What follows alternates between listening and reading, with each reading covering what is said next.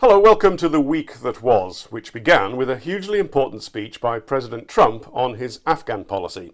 Important not just because it confirmed the Americans aren't leaving, but also for wider reasons. The Fort Mayor speech was on auto cue.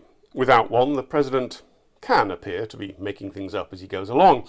When he's reading a script, it contains the considered thinking of senior policy advisors. He announced extra troops will be sent, thought to be around 4,000. This will shore up the faltering training program for the Afghan forces who are losing territory to the Taliban. He also came down hard on Pakistan, accusing it of taking billions of dollars from the USA while, in his words, housing the very terrorists we are fighting. So, he said, the next pillar of our strategy is to change the approach in how to deal with Pakistan. This is music to Indian ears.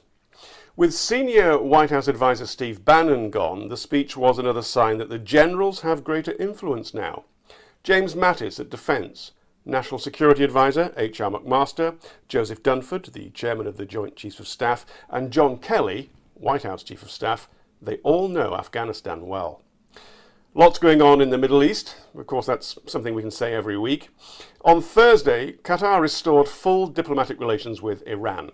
Relations were broken in early 2016 in solidarity with Saudi Arabia after attacks on the Saudi embassy in Tehran. But this year, Qatar has fallen out badly with its Gulf neighbours who accuse it of supporting terrorism.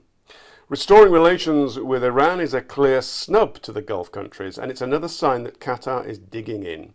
The boycott of Qatar is hurting the country. Its credit rating has gone down, for example, but it remains fabulously wealthy, and it's working on ways to get round the sanctions imposed by the Gulf states. Up in Iraq, the lines are now drawn for the Battle of Tal Afar. A combination of several Iraqi forces, totaling 40,000 men, spent the week surrounding the city, which is controlled, for the moment, by ISIL. Tal Afar sits 35 miles to the west of Mosul, which fell to the Iraqi army this summer. Its pre-war population was about 200,000 people, most of them ethnic Turkmen who were Sunni Muslim. Now this matters because Turkey has a military base near Mosul and says it may need it to protect the Iraqi Turkmen. It also matters because although most of the Iraqi forces are from the army, some are Iranian-trained Shia militiamen, and they're not always known for their respect for Iraqi Sunni civilians. Add to this the Kurds watching from the north, and we have a situation which is not just about how long it's going to take to beat ISIL in the city, but what happens afterwards. Speaking of the Kurds, they're ringing alarm bells all over the region. Next month, the semi-autonomous Kurdish region in northern Iraq holds an independence vote. Now, if there's one thing that unites Iraq, Iran, Syria, Turkey, Russia and the USA is that they don't want the vote to go ahead. None of them. This week, US Defence Secretary James Mattis showed up in the Kurdish capital, Erbil, and the message was, please postpone the referendum.